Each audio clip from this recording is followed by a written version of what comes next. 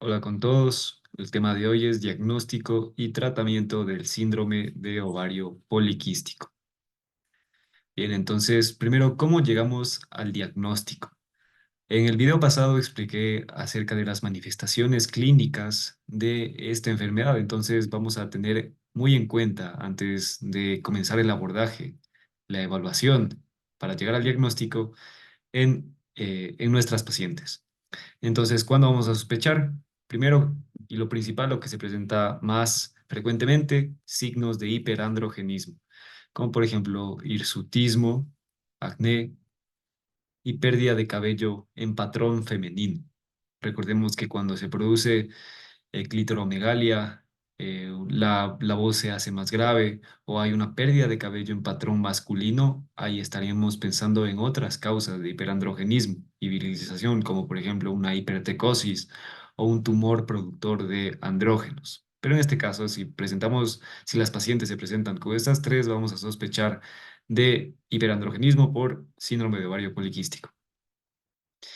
Si se presenta con irregularidad menstrual, sea oligomenorrea o amenorrea, definamos oligomenorrea como menos de 9 periodos menstruales al año y amenorrea, ausencia del periodo menstrual por más de 3 meses consecutivos, especialmente si la paciente era regular. Presencia de factores de riesgo cardiovasculares. Recordemos que el síndrome de ovario poliquístico suele tener estos dos componentes en un gran porcentaje de casos, que es el hiperandrogenismo y la resistencia a la insulina con la hiperinsulinemia acompañante. Entonces, con bastante frecuencia vamos a encontrar estos factores de riesgo cardiovasculares en las pacientes con síndrome de ovario poliquístico, sea obesidad, intolerancia a la glucosa, dislipidemias, hígado graso e incluso apnea obstructiva del sueño, que suele ser independiente del IMC, pero obviamente se va a presentar con mayor frecuencia en pacientes que presentan obesidad. Y uno que podríamos decir es opcional sería el antecedente ginecológico de inicio de pubertad tardío, que puede no presentarse en todos los casos, pero si se da el caso, de igual manera nos ayuda a sospechar de síndrome de ovario poliquístico. Ahora, entonces, para el diagnóstico nos vamos a basar en los criterios de Rotterdam.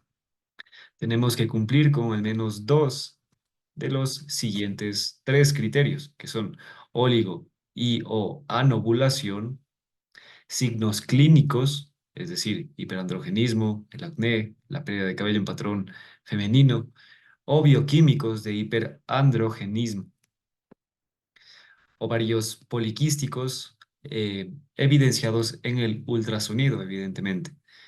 Y además de cumplir con estos, se debe excluir otras causas que puedan imitar algunas de las manifestaciones del síndrome de ovario poliquístico, como por ejemplo enfermedad tiroidea, principalmente hipotiroidismo, pero también hipertiroidismo, hiperplasia adrenal congénita no clásica, la cual suele presentarse muy similar o incluso idéntico al síndrome de ovario poliquístico, hiperprolactinemia y tumor secretor de andrógenos, especialmente cuando hay virilización.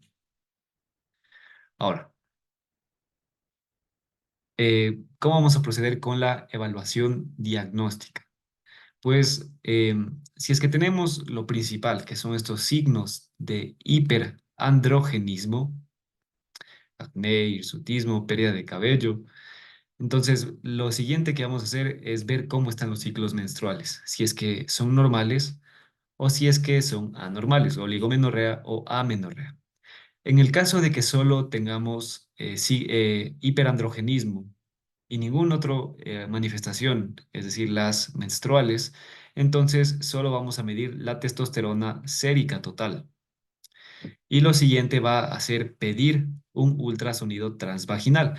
Recordemos que para estos criterios de Rotterdam, para el diagnóstico del SOP, necesitamos dos, al menos dos de estos tres criterios. Puede ser hiperandrogenismo más un ovario poliquístico en el eco o hiperandrogenismo más alteraciones en la claro, en la menstruación.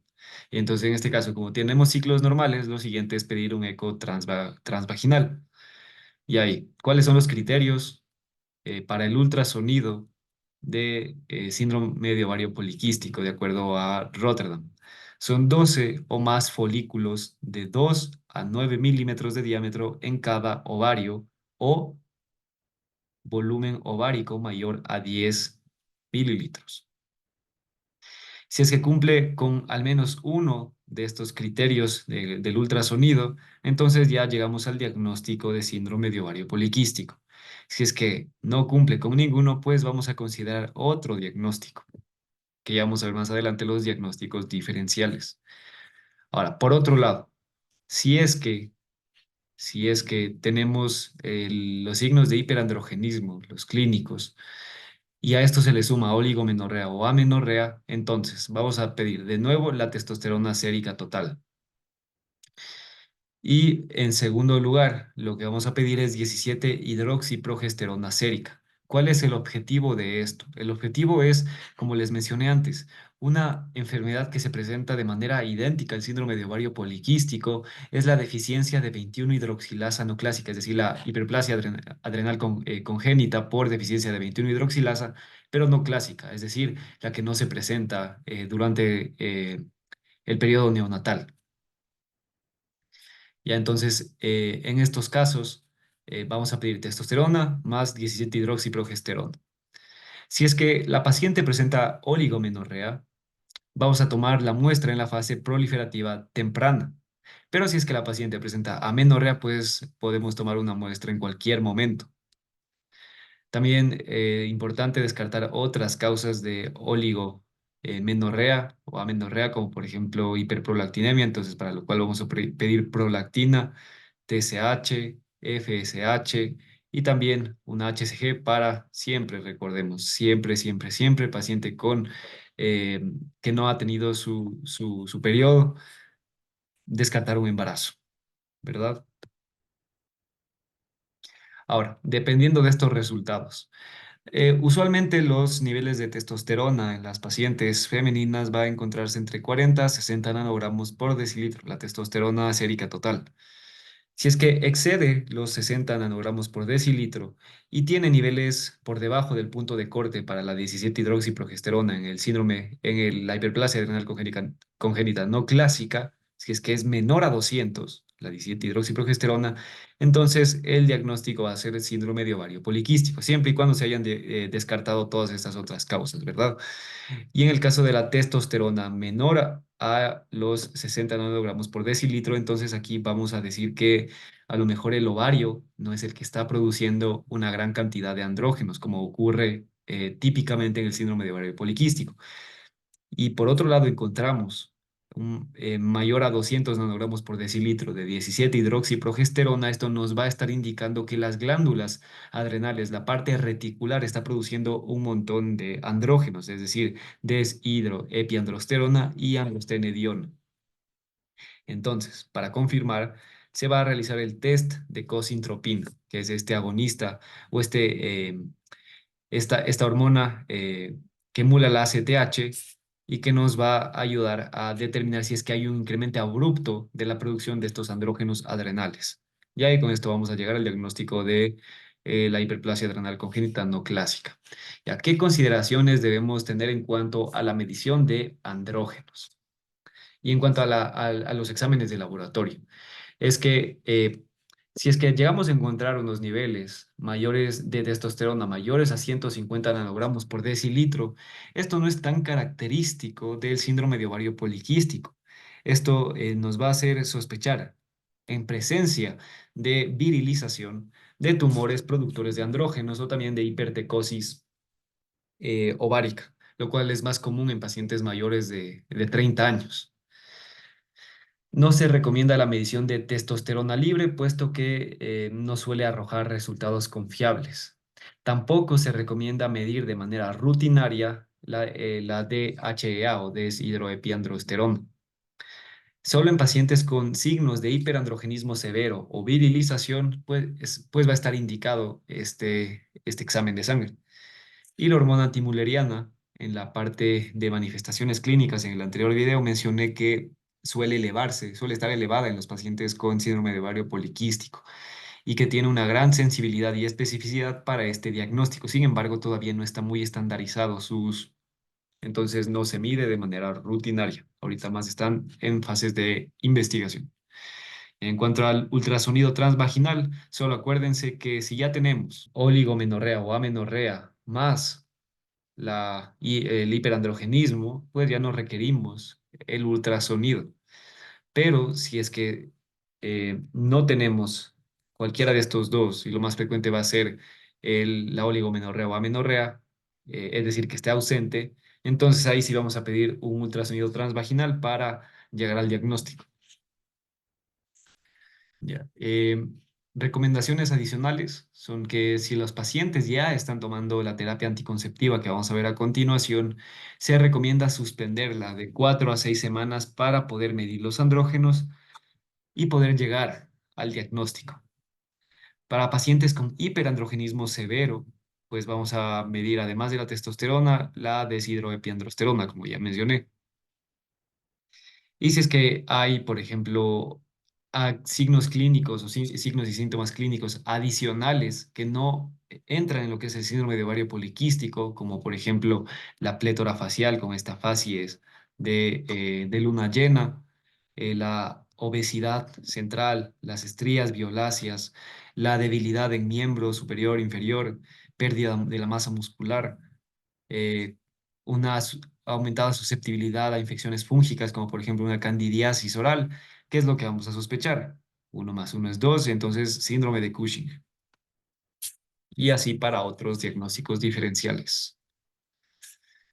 Bien, como les mencioné, la hiperplasia suprarrenal congénita no clásica se va a presentar de manera similar o idéntica al síndrome de ovario poliquístico, para lo cual va a ser fundamental los niveles de 17-hidroxiprogesterona. En el caso de que ya se vaya a tomar la muestra para evaluar estos niveles, pues si es que es paciente con oligomenorrea, recordemos, debemos tomar en la fase folicular temprana, de preferencia en la mañana. Bien. Eh, Para tumores secretores de andrógenos o hipertecosis ovárica, nuestra principal sospecha se va a dar cuando la paciente presente virilización, cuando tenga la clítoromegalia, o acné severo, calvicie frontal. Recordemos que en el síndrome de ovario poliquístico la pérdida de cabello es en patrón femenino.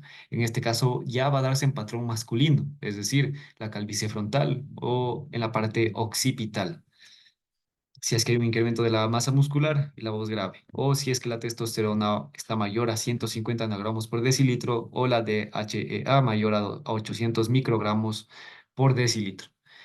Y también otras causas de oligomenorrea van a ser hipotiroidismo, hipertiroidismo, hiperprolactinemia, para lo cual, como les mencioné en este algoritmo, vamos siempre a pedir los exámenes respectivos.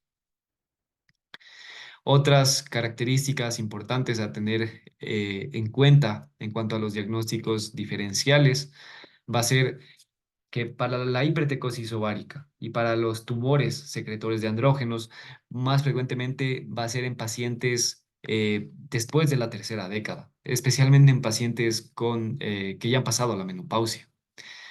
Eh, la deficiencia clásica de 21-hidroxilasa no va a entrar dentro de nuestros diagnósticos diferenciales principales, puesto que este más suele diagnosticarse en infancia, especialmente cuando hay genitales ambiguos.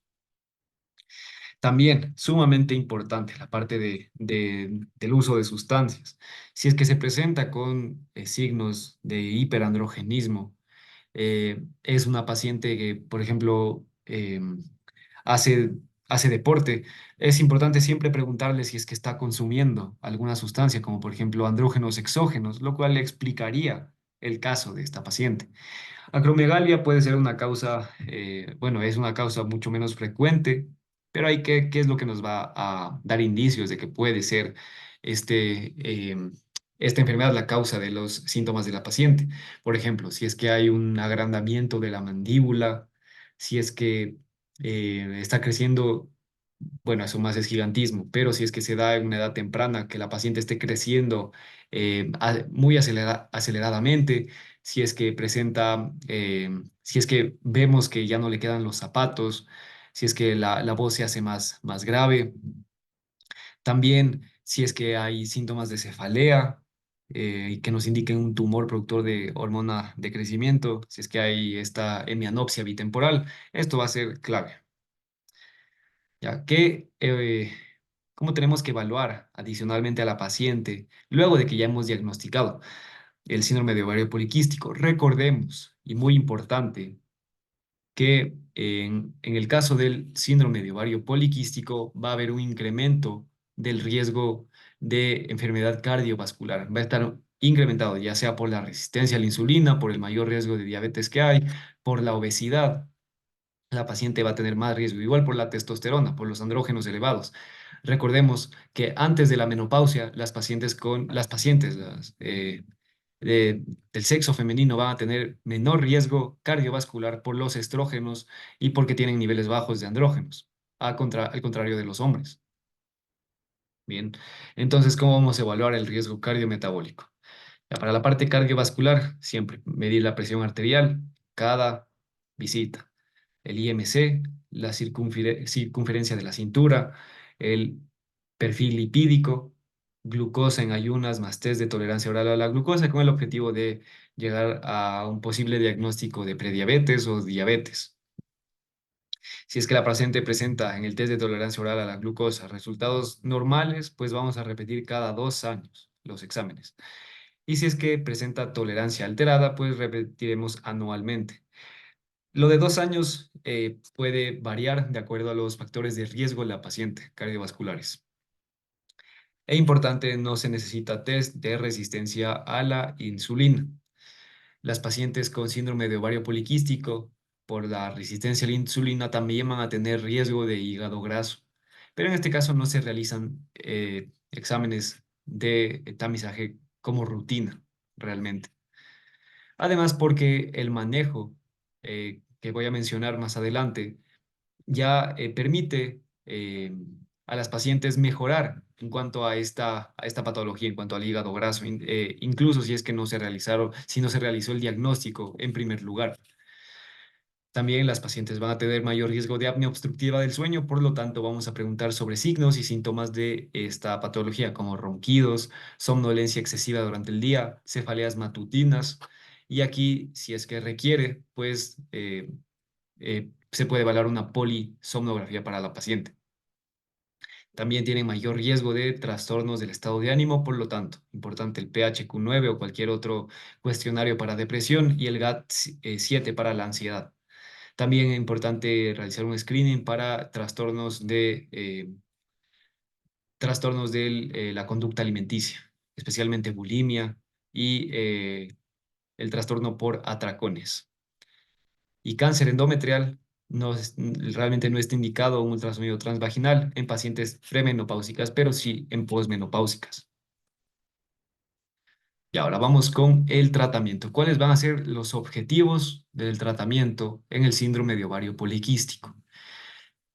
En cuanto a la hiperandrogenemia y por lo tanto los hallazgos de esta condición van a ser realmente los más frecuentes y los que más van a causar malestar en la paciente. Entonces, uno de los objetivos principales va a ser disminuir las características hiperandrogénicas, reducir los factores de riesgo para diabetes mellitus tipo 2 y enfermedad cardiovascular, prevenir hiperplasia y carcinoma endometrial, y también anticoncepción para pacientes que no desean embarazo, o bien si es que la paciente desea el embarazo, ayudarle a la inducción de ovulación para poder concebir.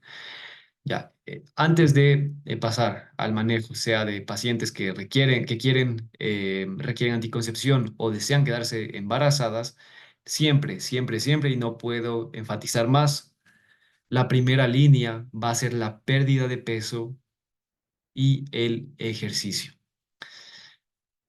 ¿Por qué?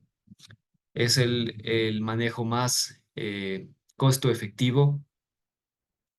Solo requiere de que la paciente modifique su estilo de vida a través de dieta, ejercicio y puede ayudarle mucho a la paciente. Puede mejorar los síntomas de hiperandrogenismo, puede ayudar a la paciente en cuanto a la anovulación y Em, ¿Y por qué? Recordemos que las pacientes con síndrome de ovario poliquístico tienen mayor riesgo, eh, o más bien, suelen en un gran porcentaje presentar obesidad. La obesidad incrementa la resistencia a la insulina y se vuelve un círculo vicioso. Y además recordemos que la resistencia a la insulina va a empeorar el hiperandrogenismo. Entonces, mejoramos obesidad, disminuye la resistencia a la insulina.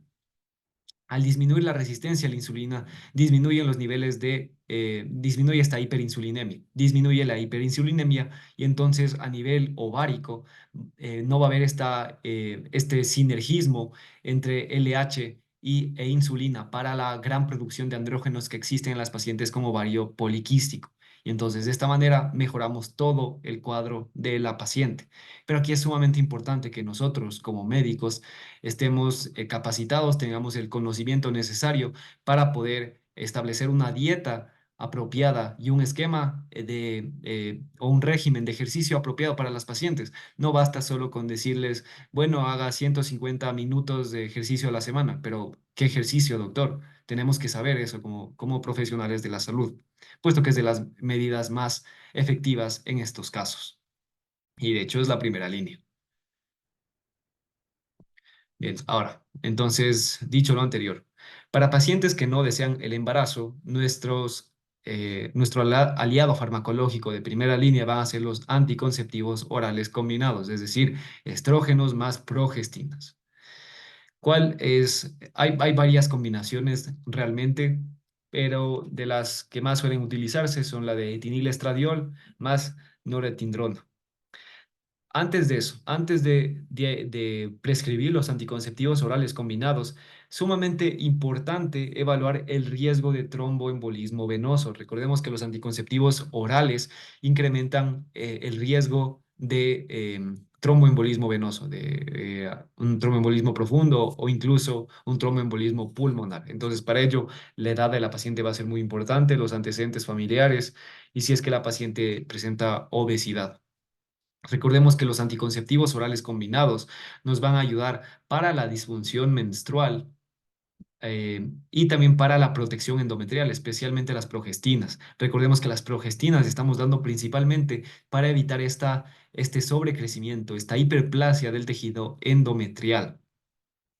Y además también va a ser útil la terapia de anticonceptivos orales combinados. Nos va a ser útil para mejorar el hiperandrogenismo. ¿A través de qué mecanismo? Recordemos, los estrógenos y las progestinas a nivel del eje hipotálamo hipófisis van a generar retroalimentación negativa. Al generar retroalimentación negativa, disminuye los niveles de GnRH. Al disminuir GnRH, disminuye LH. Y al disminuir LH, disminuye la producción de andrógenos. Bien, entonces esa es la base. Nos va a ayudar para todo, los anticonceptivos orales combinados. Alternativas, quizá un poco menos efectivas, son las progestinas. Se puede considerar terapia cíclica con progestinas, terapia continua con progestinas e incluso un dispositivo intrauterino de liberación de progestina. Y para las progestinas especialmente la terapia continua, tenemos que considerar eh, este cuadrito en el cual vemos cuáles son las progestinas con mayor actividad androgénica, puesto que, digamos, si es que mandamos norgestrel o norgestrel, podemos generar un efecto contraproducente en la paciente que tiene síntomas, por ejemplo, como hirsutismo. No es lo que queremos, vamos a generar insatisfacción en nuestra paciente. Y por último, la metformina también nos puede ayudar en cuanto a la disfunción menstrual y protección endometrial. ¿A través de qué mecanismo? Recordemos que la metformina se utiliza principalmente para la diabetes mellitus tipo 2. Con esto vamos a disminuir la resistencia a la insulina. Si disminuye la insulina, disminuye la producción de andrógenos a nivel ovárico y con eso puede restaurarse el ciclo menstrual. Ahora, en cuanto al hiperandrogenismo, en específico, como ya mencioné, la primera línea farmacológica va a ser los anticonceptivos orales combinados, los mismos que les mencioné antes. Em, si es que administramos como primera línea los anticonceptivos orales combinados para mejorar el hiperandrogenismo y después de 6 meses hay una respuesta subóptima, no ha sido la adecuada, la paciente sigue con el hirsutismo, con el acné, con la pérdida de cabello, pues hay que administrar un antiandrogénico, como lo puede ser espironolactona, 50 a 100 miligramos 2 veces al día. Y si es que esta estrategia no es efectiva, podemos considerar otros antiandrogénicos, como por ejemplo los inhibidores de la 5-alfa reductasa, como lo son la finasterida o la dutasterida. Esto es sumamente importante. No utilizar en pacientes que no reciben anticoncepción. ¿Por qué? No es como que si no funcionan los anticonceptivos orales combinados, pues los quitamos y damos el antiandrogénico. No, va a ser concomitante. ¿Por qué? Porque si es que damos antiandrogénicos en pacientes que después se van a quedar embarazadas, esto puede conducir a alteraciones en la formación de los genitales de, del producto de la concepción. Medidas no farmacológicas pueden ser afeitar sencillamente, usar cera, láser, crema de eflornitina, lo cual puede ayudar al menos en la parte cosmética. Es importante considerar, siempre hay que realizar una prueba de embarazo antes de iniciar en la anticoncepción. Esto con el objetivo de evitar posibles complicaciones de ser el caso que la paciente se haya quedado embarazada. Y mencionar aquí que si bien aquí menciona o en la guía, la fuente en la que yo me basé fue UpToDate para este tema, mencionaba que la metformina no es una estrategia adecuada como monoterapia para tratar el hirsutismo. Y si bien es cierto, recordemos también que al disminuir la resistencia a la insulina puede mejorar disminuir la producción de andrógenos, aunque puede no ser lo suficientemente, en algunos casos puede ser no lo suficientemente, en la suficiente magnitud como para mejorar los síntomas de hiperandrogenismo. Y para pacientes con acné y alopecia, pues lo mejor es derivar al dermatólogo, pero recordemos que todas estas manifestaciones van a responder adecuadamente a los anticonceptivos orales combinados. Para las alteraciones metabólicas, en el caso de la obesidad, la primera línea, y como lo es para todo, la pérdida de peso. Procurar una dieta baja en carbohidratos y también ejercicio. Se ha visto que incluso una pérdida de 5 a 10% del peso corporal puede llegar a restaurar los ciclos ovulatorios en las pacientes con síndrome de ovario poliquístico. Otras posibles medidas de ser que no funcione la pérdida de peso para la obesidad puede ser la medicación con este agonista GLP-1 como lo es la liraglutida o una cirugía bariátrica en última instancia. Para la resistencia a la insulina, la primera línea después del ejercicio va a ser la metformina. Las tiazolinedionas, como la pioglitazona o la rosiglitazona, no se van a recomendar en pacientes que no tengan diabetes. Y si es que ya la paciente desarrolla diabetes mellitus tipo 2, pues tenemos que manejarla de acuerdo a la guía de la American Diabetes Association, puesto que va a ser el mismo manejo en pacientes con SOP versus no SOP. Para la dislipidemia, de igual manera, ejercicio y dieta van a ser las primeras líneas. Y si es que no mejora, pues estatinas. Para la apnea obstructiva del sueño, el CPAP, y para el hígado graso van a ser las mismas medidas que ya les mencioné, puesto que va a responder a este manejo. Por otro lado, para mujeres que no desean, perdón, para las mujeres que desean embarazo, de igual manera, pérdida de peso va a ser la primera línea, puesto que nos va a ayudar a inducir la ovulación en algunos casos. La, pero de no funcionar esta primera estrategia de pérdida de peso, pues lo siguiente es utilizar medicaciones que nos ayuden a inducir la ovulación, como puede ser el letrozol, que de acuerdo a la evidencia es el que más efectividad va a tener, pero realmente el que más se utiliza es el citrato de clomifeno. Puede utilizarse de igual manera metformina como monoterapia o combinada con citrato de clomifeno, pero incluso así van a tener menor efectividad que el letrozol. El letrozol siempre va a ser la primera línea en cuanto a la evidencia que tiene a favor. De no funcionar, podemos considerar terapia con gonadotropinas, como con hormona folículo estimulante. Si no funciona, considerar GnRH, especialmente para pacientes normopesas. Y de no funcionar, se va a considerar la cirugía. Puede utilizarse la laparoscopía de resección en cuña. Perdón, esta es la que ya no se utiliza, la laparoscopía de resección en cuña. En su lugar puede utilizarse la intervención de electrocoagulación o el drill ovárico, que es literalmente como que le taladran el ovario y esto puede llegar a mejorar em, la clínica de la paciente. Y de no ser eficaces ninguna de estas medidas, pues la última línea va a ser la fertilización in vitro, aunque esto siempre hay que considerar tiene riesgo de un embarazo con múltiples fetos. Y eso ha sido todo en cuanto al diagnóstico y al tratamiento. Si el video fue de tu agrado, si es que te fue útil, te invito a que te suscribas, le des like y lo compartas.